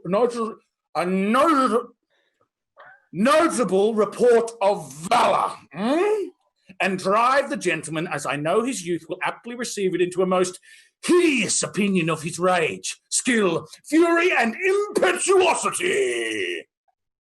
This will so fright them both that they will kill one another by the look, like cockatrices. Oh, here he comes with your niece. Give them way till he take leave, and presently after him. I will meditate while upon some horrid message for the challenge. I have said too much unto a heart of stone, and laid mine honour too unchary out. With the same haviour that your passion bears goes on my master's grief. Here, wear this jewel for me. 'Tis my picture. Refuse it not, it hath no tongue to vex thee. And I beseech you, come again tomorrow. What shall you ask of me that I'll deny, that honour saved may upon asking give? Nothing but this, your true love for my master. How, with mine honour, may I give him that which I have given to you? I will acquit you. Well, come again tomorrow. Fare thee well. A fiend like thee may bear my soul to hell. Gentlemen, God save thee. And you, sir? That defence thou hast betake thee to't. Of what nature the wrongs thou hast done him, I know not, but thy interceptor full of despite, bloody as the hunter, attends thee at the orchard end. Down there. Dismount thy tuck. Be yare in thy preparation, for thy assailant is quick, skillful, and deadly. You mistake, sir. I am sure no man hath any quarrel to me. My remembrance is very free and clear from any image of offence done to any man. You'll find it otherwise, I assure you. Therefore, if you hold your life at any price, betake you to your guard. For your opposite hath in him what youth, strength, skill, and wrath can furnish man withal. I pray you, sir, what is he? He is a knight, dubbed with an unhatched rapier, and on carpet considerations, but he is a devil in a private brawl. Souls and bodies hath he divorced 3. And his incessant and this moment is so implacable that satisfaction can be none by the pangs of death and sepulturers. You know what I mean. Hob is his word. Give it or take it. I will return again into the house and desire some conduct of the lady. I am no fighter. I have heard of some kind of men that puts quarrels purposely on others to taste their valor. But like this is a man of that quirk. Sir, no. His indignation derives itself out of a very competent injury. Therefore, get you on and give him his desire. Back you shall not to the house, unless you undertake that with me which with as much safety you might answer him. Therefore, on, or strip your sword naked. For meddle you must, that's certain, or for swear to wear your iron about you. This is as uncivil as strange. I beseech you, do me this courteous office as to know of the knight what my offence to him is. It is something of my negligence, nothing of my purpose. I will do so. Stay you by this gentleman till my return. Well, pray you, sir, do you know of this matter? I know the knight is incensed against you, but nothing of the circumstances more. I beseech you, what manner of man is he? Oh, he is indeed, sir, the most skillful, bloody, and fatal opposite that you could possibly found any part of Illyria. Will you walk towards him? I will make your peace with him, if I can. I shall be much bound to you for it. I am one that had rather go with Sir Priest than Sir Knight. I cannot who knows so much of my mettle. Why, man, he's a very devil. I've not seen such a farrago. I had a pass with him, rapier and scabbard and all, and he gives me the stocking with such a mortal motion that it is inevitable. And on the answer, he pays you as surely as your feet hit the ground they step on. Pox on it, I'll not meddle with him. Aye, but he will not now be pacified. Plague on it. And I thought he had been valiant and so cunning in fent. I'll have seen him damned here, I'll have challenged him. Let him let the matter slip, and I'll give him my horse, Grey Capulet. I'll make the motion. Stand here. Make a good show on't. This shall end without the perdition of souls. Mary, I'll ride your horse as well as I ride you. I have his horse to take up the quarrel. I have persuaded him the youth's a devil. He is as horribly conceited of him and pants and looks pale as if a bear were at his heels. There's no remedy, sir. He will fight with you for oath's sake. Marry, he hath better bethought him of his quarrel, and he finds that now scarce to be worth talking of. Therefore, draw for the supportance of his vow. He protests he won't hurt you. Pray God defend me. A little thing would make me tell them how much I lack of a man. Give ground if you see him furious. Come, Sir Andrew. There's no remedy. The gentleman will, for his honest sake, have one bout with you. He cannot by the Julio avoid it, but he has promised me, as he is a gentleman and a soldier, he will not hurt you. Come on, do it. Oh, pray God he keep his oath. I do assure you, 'tis against my will. Put up your sword. This young gentleman hath done offence. I take the fault on me. If you offend him, I for him defy you. Why, you, sir? Why, what are you? One, sir, that for his love dares yet do more than you have heard him brag to you he will. No. If you be an undertaker, I am for you. Oh, good Sir Toby, hold. Here comes the officers. I'll be with you anon. Pray, sir, put your sword up, if you please. Marry, will I, sir? And for that I promised you, I'll be as good as my word. He will bear you easily and reigns well. Antonio, I arrest thee at the suit of Count Orsino. You do mistake me. No, sir, no jot. I know your favour well, though now you have no sea cap on your head. Thou knowest I know thee well. Must obey. This comes with seeking you, but there's no remedy. I shall answer it. What will you do now my necessity makes me ask for you my purse? It grieves me much more for what I cannot do for you than what befalls myself. You stand amazed, but be of comfort. Come, sir, away. I must entreat of you some of that money. What money, sir? For the fair kindness that you have showed me here, and part being prompted by your present trouble, out of my lean and low ability, I'll lend you something. My having is not much. Will you deny me now? Is it possible that my deserts to you can lack persuasion? Do not tempt my misery, lest that it makes me so unsound a man as to upbraid you with those kindnesses that I have done for you. I know of none, nor know I you by voice or any feature. I hate ingratitude more in a man than lying, vainness, babbling, drunkenness, or any taint of vice whose strong corruption inhabits our frail blood. Oh, heavens themselves! Come, sir, I pray you go. Let me speak a little. This youth that you see here, I snatched from one half out of the jaws of death, relieved him with such sanctity of love, and to his image, which methought did promise most venerable worth did I devotion. What's that to me? The time goes by. Away! But oh, how vile and idle proves this god. Thou hast, Sebastian, done good feature shame. In nature there's no blemish, but the mind can be called deformed, but the unkind. Virtue is beauty, but beauty is evil are empty trunks overflourished by the devil. The man grows mad. Away with him. Come, come, sir. Lead me on. Methinks his words do from such passion fly that he believes himself. So do not I.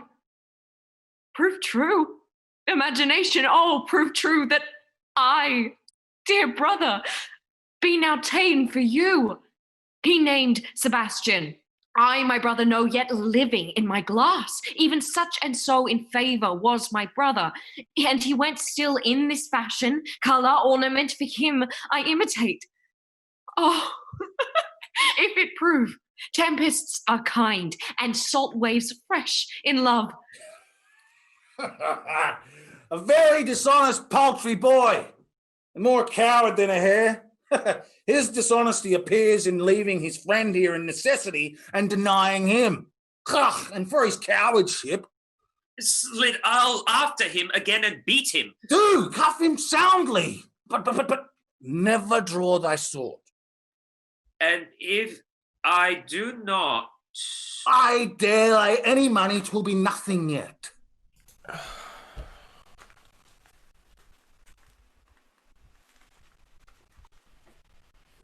Go on, Sebastian. Now, sir, have I met you again? Hey! Why? There's the thing! And there! And there! Are all the people mad? Hey, hold, sir, or I'll throw your dagger over the house. Come on, sir, hold. Nay, let him alone. I'll go another way to work with him. I'll have an action of battery against him. If there be any law in Illyria, though I struck him first, yet it's no matter for that. Let go thy hand. Come, sir, I will not let you go. Come, my young soldier, put up your iron. You are well fleshed, come on. I will be free from thee. What wouldst thou now? If thou darest tempt me further, draw thy sword. What? Nay. Then I must have an ounce or two of this Malapart blood from you! Hold! Toby, on thy life, I charge thee! Hold! Madam? Will it be ever thus? Thou ungracious wretch, fit for the mountains and barbarous caves where manners ne'er were preached, out of my sight! Sweet Cesario, be not offended. Rootsby, be gone! I prithee, gentle friend, let thy fair wisdom, not thy passion, sway in this uncivil and thou unjust extent against thy peace. Go with me to my house, and hear thou there how many fruitless pranks this ruffian hath botched up, that they may smile at this. Thou shalt not choose but go. Do not deny. Beshrew his soul for me. He started one poor heart of mine in thee. What relish is in this? How runs the stream? Or I am mad, or else this is a dream. Let fancy still my sense in Lethe steep. If it be thus to dream, still let me sleep. Nay, come, I prithee, I would thou would be ruled by me. Madam, I will. Oh? Yeah. Say so, and so be.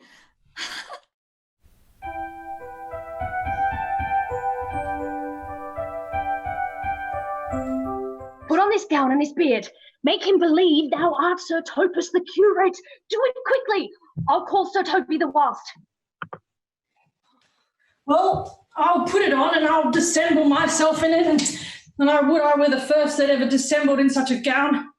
I'm not tall enough to become the function well, nor lean enough to be thought a good student, but to be said an honest man and a good housekeeper goes as fairly as to say a careful man and a great scholar.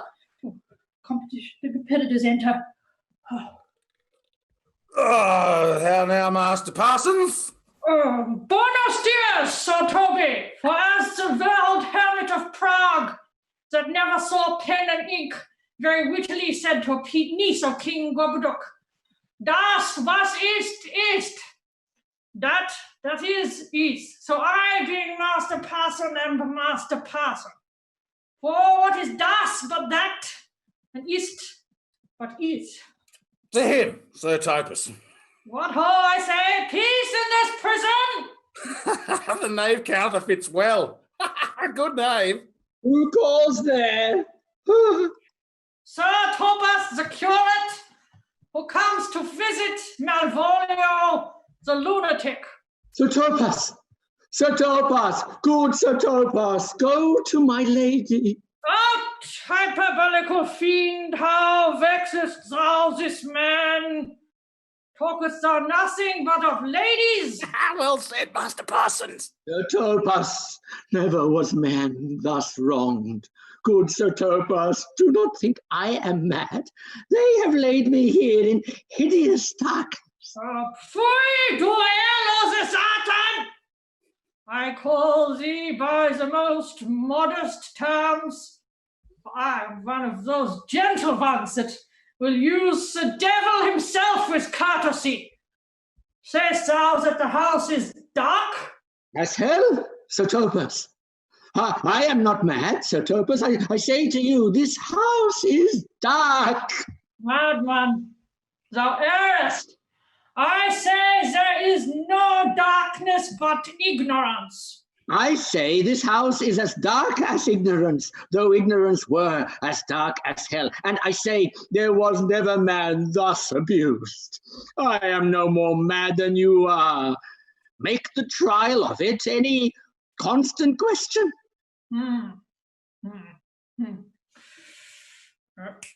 What is the opinion of Pythagoras concerning wild fowl?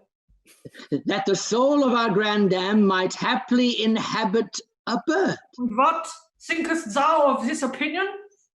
I think nobly of the soul, and in no way approve his opinion. Fare thee well. Remain thou still in darkness, thou shalt hold the opinion of Pythagoras ere I will allow of thy wits. Fear to kill a woodcock, lest thou dispossess the soul of my grandam. Fare thee well. Sir Topus! Sir Topus! My exquisite Sir Topus. Nay, I am for all waters. Thou mightst have done this without thy beard and gown. He sees thee not. To thine in their to him in thine own voice, and bring me word of how thou findst him. I would we were rid of this knavery. If he may be convenient delivered, I would he were, for I am now so far in offence with my niece that I cannot pursue with any safety this sport to the upshot. Come by and by to my chamber. Hey,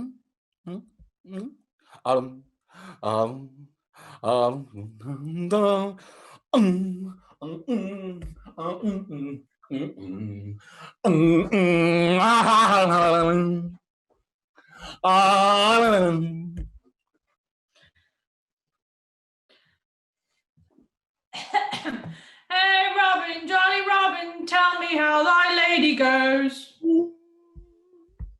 My lady is unkind, pity. Alas, why is she so? I say. He loves another. Who calls, huh? Good fool, as ever thou wilt deserve well at my hand, help me to a candle, and pen, ink, and paper. As I am a gentleman, I will live to be thankful to thee for't. Master Malvolio? Aye, good fool. Alas, sir, how fell you besides your 5 wits? Fool, there was never a man so notoriously abused. I am as well in my wits, fool, as thou art. Then you are mad indeed if you be no better in your wits than a fool. Oh, they have here propertied me, kept me in darkness, send ministers to me asses, and do all they can to force me out of my wits. Oh, I advise you what you say. The minister is here. Malvolio, Malvolio, thy wits the heavens restore. Endeavour thyself to sleep, and leave thy vain bibble-babble. Topaz. Maintain no words with him, good fellow. Who, I, sir? Not I, sir. God be with you, good Sir Topaz. Marry, amen, I will, sir, I will. Fool, I say. Alas, sir, be patient. What say you, sir? I'm ashamed for speaking with you. Good fool, help me to some light and some paper. I tell thee, I am as well in my wits as any man in Illyria. Well, a day that you were, sir. By this hand I am. Good fool, some ink, paper, and light, and convey what I will set down to my lady. It shall advantage thee more than ever the bearing of letter did. No, I'll never believe a madman says he's not a madman till I see his brains. I will fetch you light and paper and ink. Fool, I'll require it in the highest degree. I prithee, be gone.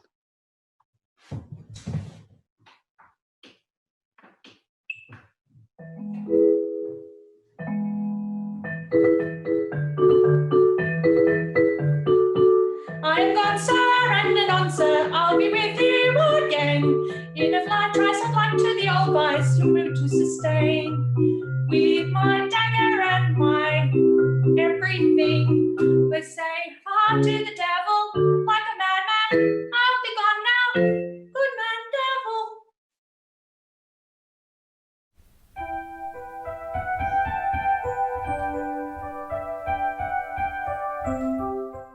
Is the air. That is the glorious sun. This pearl she gave me, I do feel it and see it. Although 'tis wonder that enwraps me thus, yet 'tis not madness. Where is Antonio then? I could not find him at the Elephant, yet there he was, and there I found this credit that he did range the town to seek me out. His counsel now might do me golden service, for though my soul disputes well with my sense that this may be some error, but no madness, yet doth this accident and flood of fortune so far exceed all instance, all discourse, that I am ready to distrust mine eyes and wrangle with my reason that persuades me to any other trust, but that I am mad. Or else the lady's mad. Yet if it were so, she could not sway her house, command her followers, take and give back affairs and their dispatch with such a smooth, discreet, and stable bearing as I perceive she does. There's something in it that is deceivable. Oh, but here the lady comes. Blame not this haste of mine. If you mean well, go with me and to a holy man into the chantry by. There, before him and underneath the consecrated roof, plight me the full assurance of your faith, that my most jealous and too doubtful soul may live at peace. What do you say? I'll go with you, and having sworn truth, ever be true.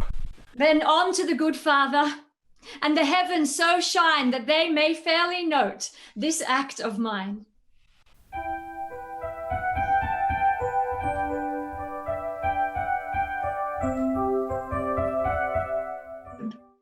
I, sir, I'm one of her trappings.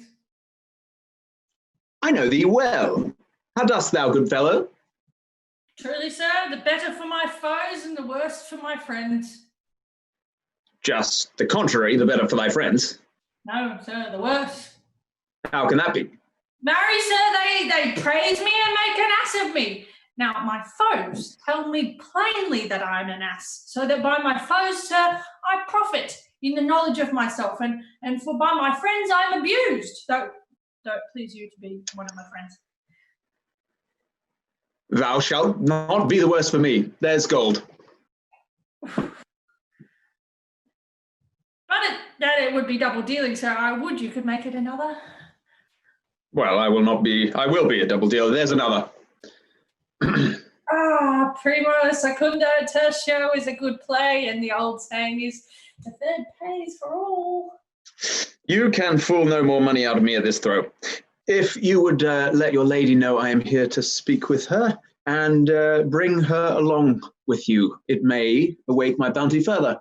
Nary, sir, lullaby to your bounty till I come again. I go, sir, but I would not have you think that my desire of having is the sin of covetousness. But as you say, sir, let your bounty take a nap. I will awake it anon. Here comes the man, sir, that did rescue me. That face I do remember well. Yet when I saw it last, it was besmeared as black as Vulcan in the smoke of war. A bawbling vessel he was captain of, for shallow draught and bulk unprizable, with which such scatheful grapple did he make with the most noble bottom of our fleet, that very envy in the tongue of loss was cried fame and honour on him. What's the matter? Orsino, this is that Antonio that took the Phoenix and her fraught from Candy, and this is he that did the tiger board when your young nephew Titus lost his leg. Here in the streets, desperate of shame and state, in private rabble did we apprehend him. He did me kindness, sir, drew on my side, but in conclusion put strange speech upon me. I know not what 'twas but distraction. Notable pirate, thou saltwater thief, what foolish boldness brought thee to their mercies, whom thou in terms so bloody and so dear hast made thine enemies?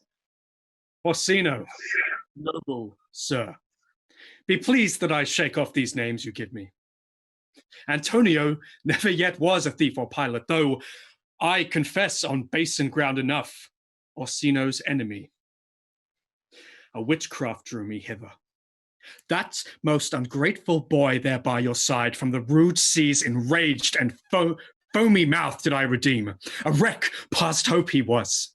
His life I gave him, and did thereto add my love without retention or restraint, all his in dedication. For his sake did I expose myself, pure for his love, into the danger of this adverse town.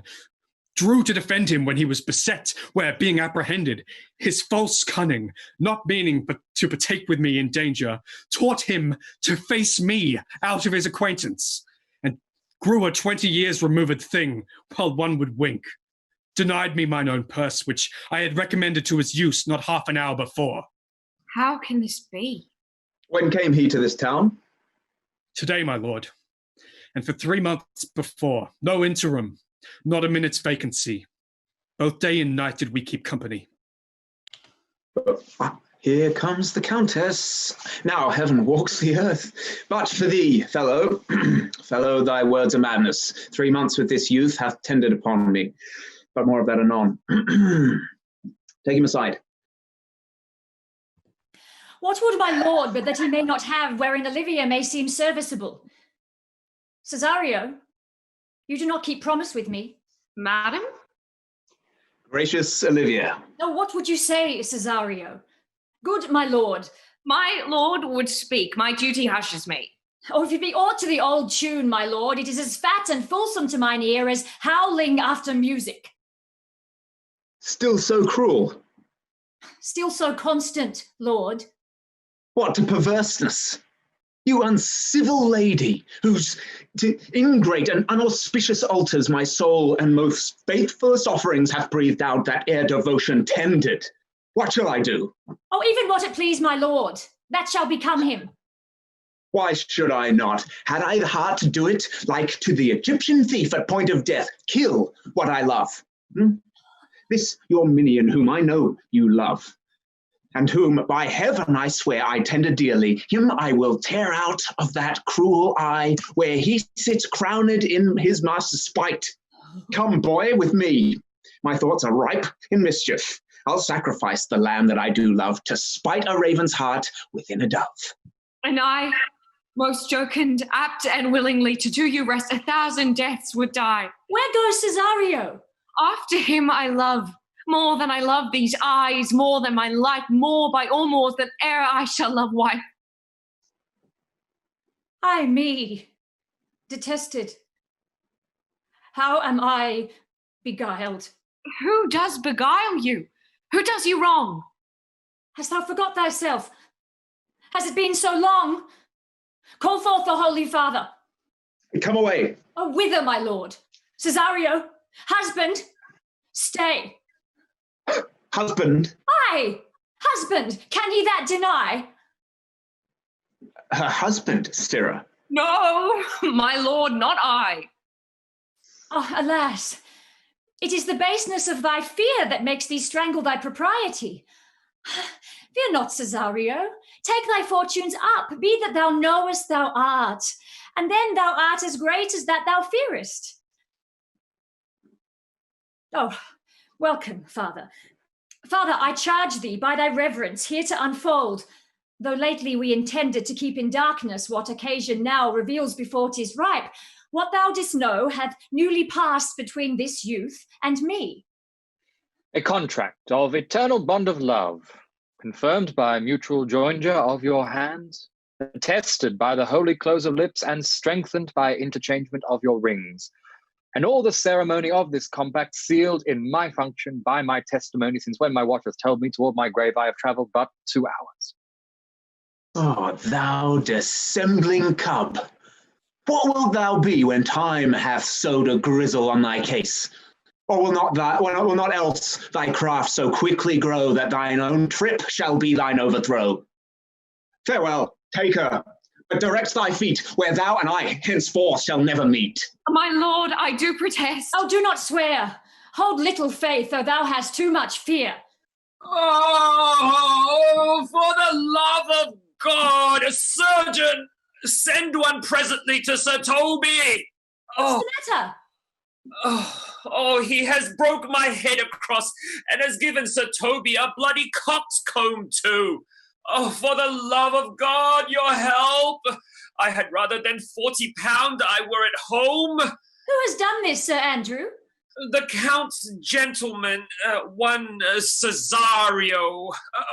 We took him for a coward, but he's the very devil incarnate. My gentleman, Cesario. Odds livelings, here it is. Oh, you broke my head for nothing, and that I did. I was set on to do it by Sir Toby. Why do you speak to me? I never hurt you. You drew your sword upon me without cause, but I bespoke you fair and hurt you not. If a bloody coxcomb be a hurt, you have hurt me. I think you said nothing by a bloody coxcomb. Oh, here comes Sir Toby halting. You shall hear more. But if he had not been in drink, he would have tickled you other gates than he did. How now, gentlemen? How is't with you? That's all one. Has hurt me, and there's an end on't. What? It's our Dick surgeon, salt. Oh, he's drunk, Sir Toby. An hour ago, his eyes were set at 8 in the morning. Then he's a rogue. He's a rogue and a pass him as his panion. I hate a drunken rogue. Away with him. Who hath made this havoc with them? I'll help you, Sir Toby, because we'll be dressed together. Will thou help me? Wilt thou help me? An ass head and a coxcomb and a knave. A thin-faced knave. A gull. Get him to bed and let his hurt be looked to.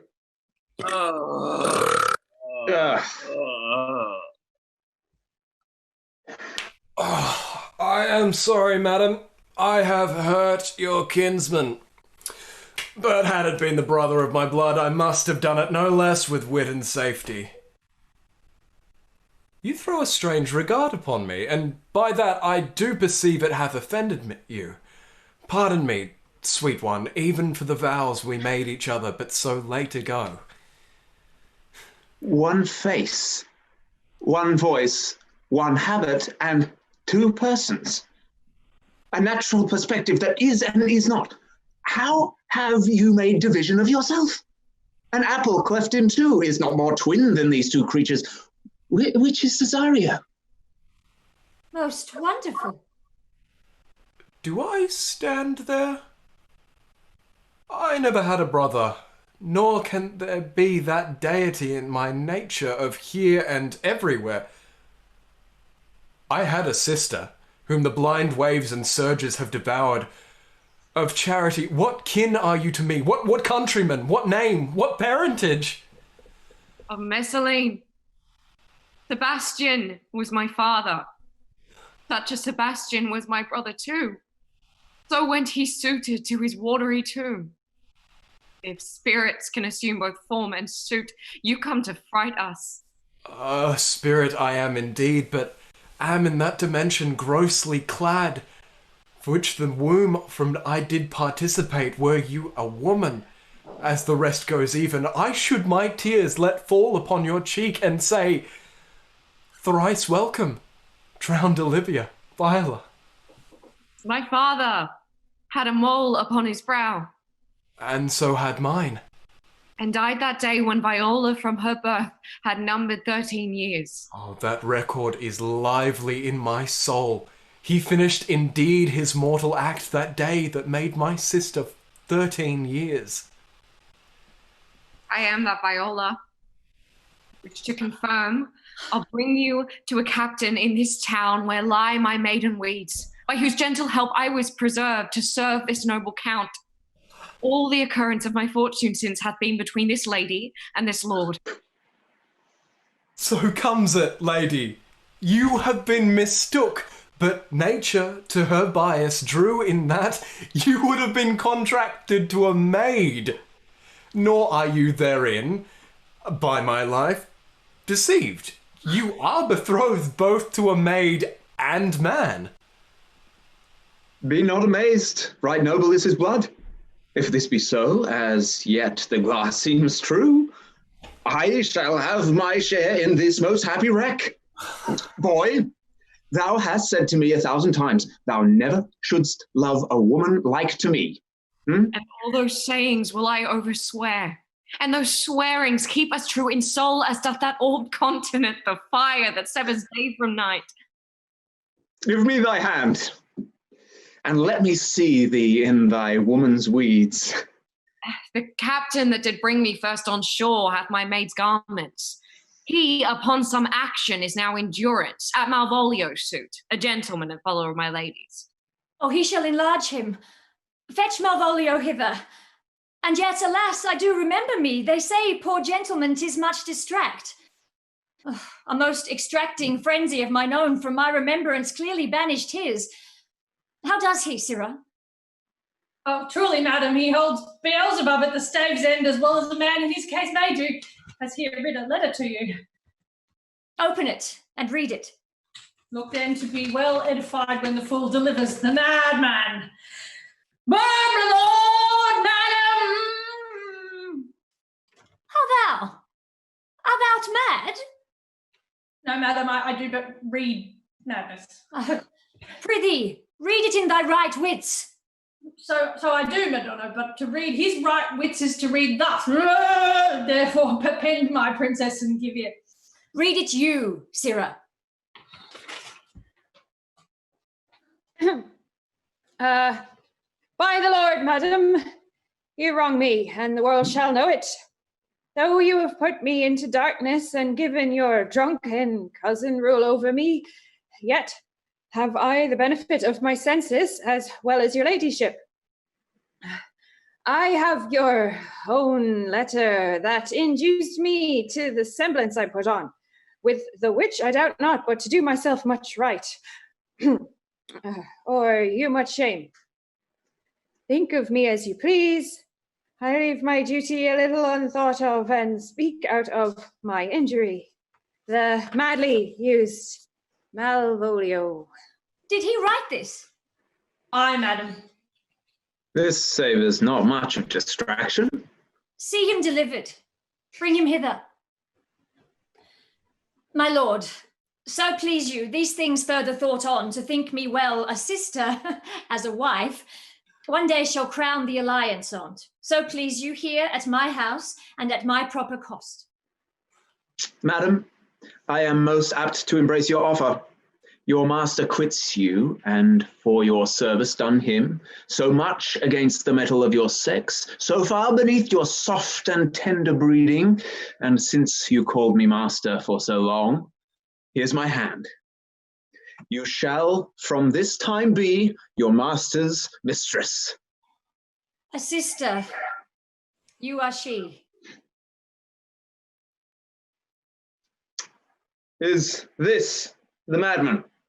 Aye, my lord, it's the same. How now, Malvolio? Madam, you have done me wrong. Notorious wrong. Have I, Malvolio? No. Lady, you have. Pray you, peruse that letter. You must not deny it is your hand. Write from it if you can, in hand or phrase, or say 'tis not your seal nor your invention. You can say none of this. Well, grant it then, and tell me, in the modesty of honour, why you have given me such clear lights of favour, bade me come smiling and cross-gartered to you, to put on yellow stockings and to frown upon Sir Toby and the lighter people, and acting this in an obedient hope, why have you suffered me to be imprisoned, kept in a dark house, visited by the priest, and made the most notorious geck and gull that e'er invention played on? Tell me, why? Alas, Malvolio, this is not my writing, though I confess much like the character. But out of question, this is Mariah's hand. And now I do bethink me, it was she first told me thou was mad, and then you camest in smiling, as was here proposed in the letter. Alas, poor fool, how they have baffled thee. Why, some are born great, some achieve greatness, and some have greatness thrust upon them. I was one, sir, in this interlude, one Sir Topus, sir. You remember? Madam, why laugh you at such a barren rascal? And thus the whirligig of time brings on his revenges. I'll be revenged on the whole pack of you. He hath been most mightily abused. Pursue him and entreat him to a peace. He hath not told us about the captain yet. When that is known and golden time convents, a solemn combination shall be made of our dear souls. Meantime, sweet sister, we will not part from hence. Cesario, come, for so you shall be while you are a man, but when in other habits you are seen, Orsino's mistress and his fancy's queen.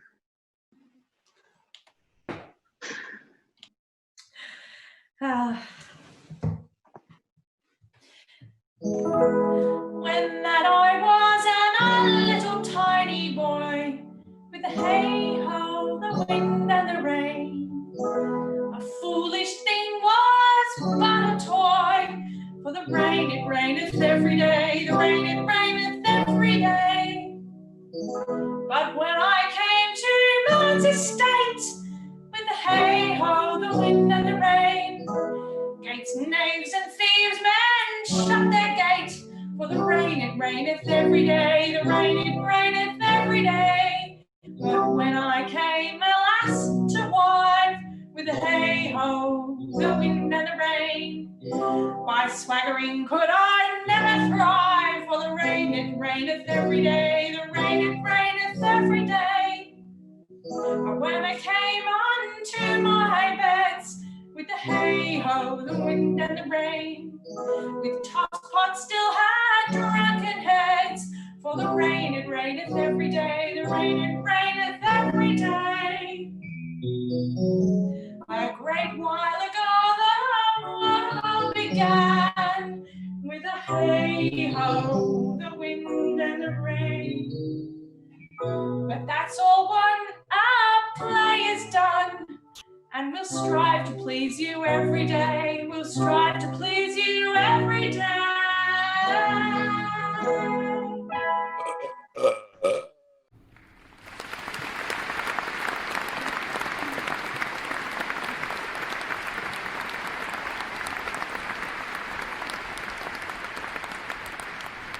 A round of applause for the lovely cast of Twelfth Night.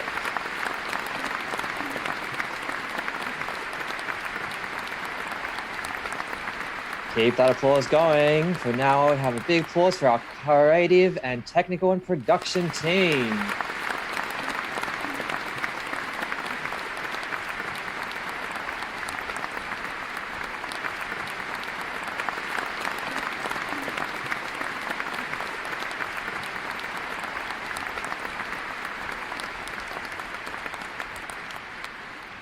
Hi, I'm Victor Kalka, the director of today's show. Thank you so much for watching Twelfth Night, and we hope you enjoyed it as much as we had fun making it. Streamed Shakespeare will continuing to present live streamed Shakespeare readings of Shakespeare's works every Sunday. If you enjoyed Twelfth Night, don't miss next Sunday's play, The Two Noble Kinsmen, directed by Eleni Kasamatis, streaming 2 p.m. Sydney time. Don't forget to like and share this video and follow Streamed Shakespeare on Facebook, Instagram, Twitter, and YouTube by going to screenshakespeare.com. Thank you, and we hope you'll have a wonderful weekend. Bye for now. See you next week.